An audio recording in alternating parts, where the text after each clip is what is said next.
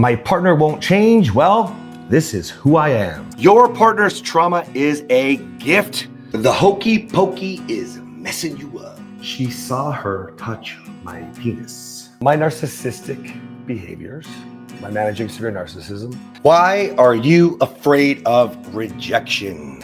My partner won't change. Well, this is who I am.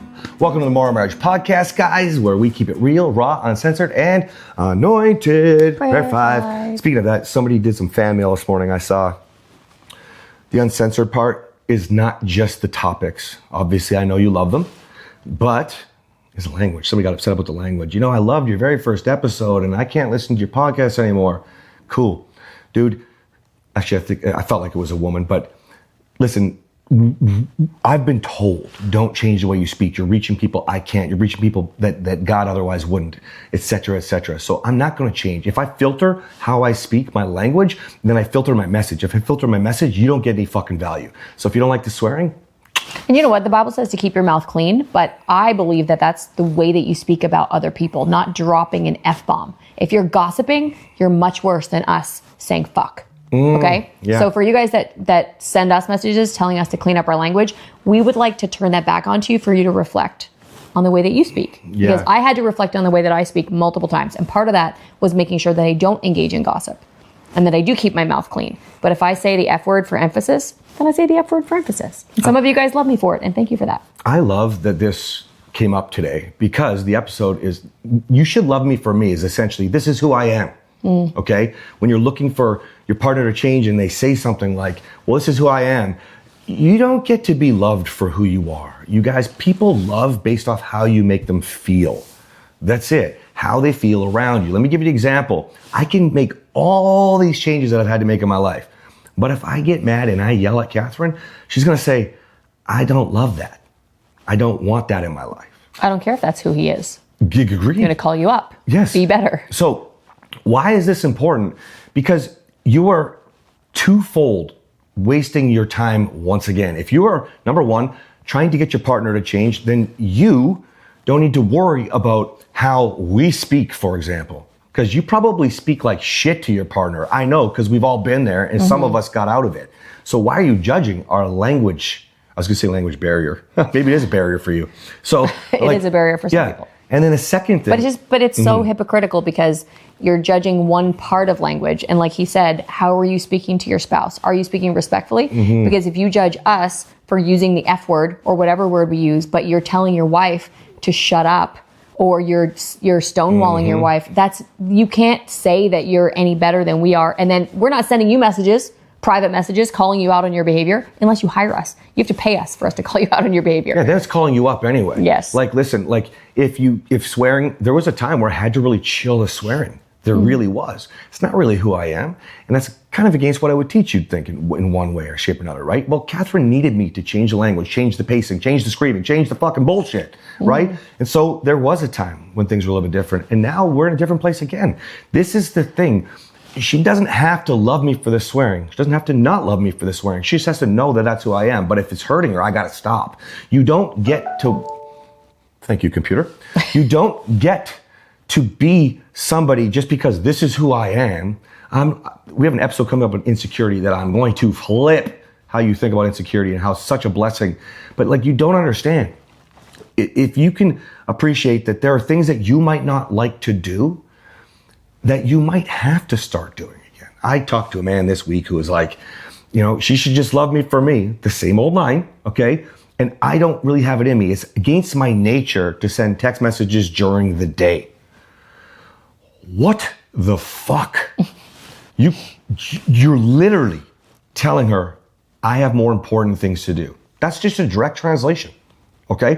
This is the same man who was like, no, I know you don't want the dogs in the office, but dogs are always coming to the office. You're literally telling your wife the dogs matter more than her. Well, they do. Direct translation. And this is, you have to think about compromise. So let's go back to the language for a minute. When I hear him speaking to other men, he sounds like a completely different person than when he speaks to me. When I go to church, I'm not going to drop F-bombs around people that I don't know. However, I have a relationship with the female pastor, and we've both dropped F-bombs in casual conversation. Pastor? My goodness, right? So you have to know your audience, and some audiences are going to cause you to compromise. Now, on this platform, this is my podcast. So I don't need to compromise for those of you who want to be judgmental. If I'm at Sunday school with my children, obviously I'm not going to use that language. You have to know who you're speaking to. Same thing with like your wife versus your colleague. So if your wife doesn't want the dogs to come to the office, you'll probably make a compromise for your wife. You might say to some of your colleagues, well, you just can't come to this part of the office because I own the business and the dogs actually come here every day, but there's a dog-free area over here.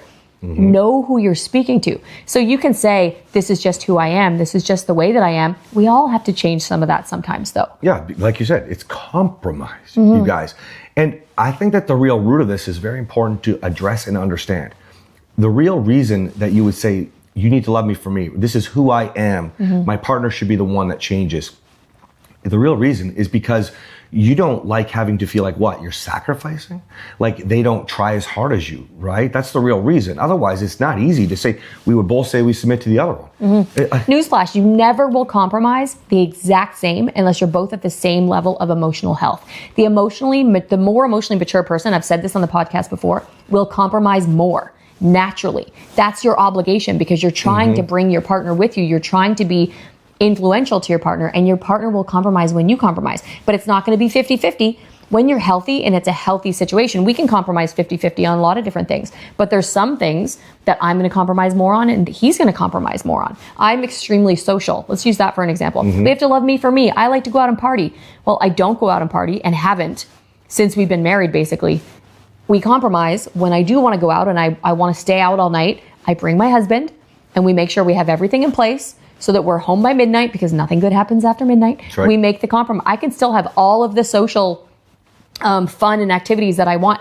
And most of the time now we do it during the day. Yeah, I mean, we just went to, we had a birthday party at 3 p.m. on Saturday. We were all home by, I think, 6:30, you know, and some people came and stayed for a couple hours after, but right? Everybody went to bed early. That's right. So that's a compromise. And now it's actually a really easy compromise because we've been married for almost 11 years and things have changed. I got a little older. I'm tired now, guys. What? So, but you know, in the beginning I did say, well, you just have to love me for me. I gave everything up for you. I used to say bullshit like that because I felt like I was sacrificing instead of compromising. The only reason I felt that way was because I made the decision when our relationship was healthy. When our relationship got unhealthy, then I resented him for cutting back on my friends and my social life. There was no compromise. Now it was 100% sacrifice. And I was like, I don't like this. This is your fault. You have to love me for me. And look what I did for you. Look at all I gave up for you. But now when we're healthy, you say, okay, I've given up some of the things that I used to like, and I've replaced it with things that we can do together that I've learned to like even more. And when you compromise with your partner, you both end up growing and it ends up being even healthier. And the flip of that, guys, some of you like, say you give and give and you love and you love. And you've heard me talk about the 3 different points of the triangle. But like, you think you're so great. This is who I am. I just love you. But like a lot of you get on the phone with me and you're like, well, that thing that, you know, she's not in love, she's not attracted, she's settling. I'm going through that right now. My wife doesn't even know if I like her, but I love her so much. That's the thing. You can't say, this is who I am. You need to say, I want to be someone better. Kathryn said the exact same words to me. I don't even know if you like me. And I would be like, what are you talking about? Look at how much I loved you, and look at what I've done for you, and look at what I've dropped for you, and look at how available I am for you. But that doesn't work, because all I did was put her on a pedestal and then kick it out from underneath her. So it doesn't matter which side of the coin that we're talking about. You need to want to be better for yourself. This is never who you are. If you want to be normal, complacent, and I'm going to say sucking, because if you're listening to this podcast, you're like we were at one point, and you suck in one area of your life at least. It's relationship. Okay? I mean, I'm getting on the phone with a lot of you guys right now, and the way that more of you are talking about how you're sleeping with your children, right? Meaning like sharing a bed, obviously, okay? Like, I don't want to sleep with my spouse, so I'm going to go into the kids' room. I mean, some of the kids are like 13 years old, 15 years old. You guys are creating massive issues for your children now. They can feel your sadness. They know that you're there leaning on them. They know, and they're learning to become a nice guy or a nice girl to be there for you. And like, you're creating a codependent relationship. And then these traits are going to continue. Some of you guys got to stop settling for shit. Like, just shit. You know it's wrong. And if you know it's wrong, Even if you don't know how to fix it, you must at least try, right? All right. One last thing. Okay, go. One of the things that you forget, guys, when you say, this is who I am, you need to love me for me, is that when you get married, me is we. So you might want to be loved for who you are, and sometimes that's really valid, but remembering that you're no longer just a single person anymore. You are one with your partner. So it makes no sense to say you need to love me for me. You need to figure out who the new you is in relationship, both of you, and then grow together forward. 100%. Yeah, this ties back to an episode a few ago where I said, you can't separate and find who you are. You are one. You've just done a shitty job of being one. Yes. And you focused on yourself as an individual. And that's where this is all coming from. Be better. Want more for yourself. If you don't like anything in your life, you can change it. Everything. Financial, health, yes, your relationship. Somebody else has it. You can have it too. That's it. And you have to just believe that, or else you will just sit there and complain and sit in your pain and blame, victimizing yourself, etc., etc. Okay? All right, guys, don't forget morrowmarriage.com/anniversary. We are going to, we're going to just crush your goals. We're going to go all in with you guys February 13th, 14th, and 15th for our event here in New Braunfels, Texas. We cannot wait to meet you guys. Have a great day. Bye.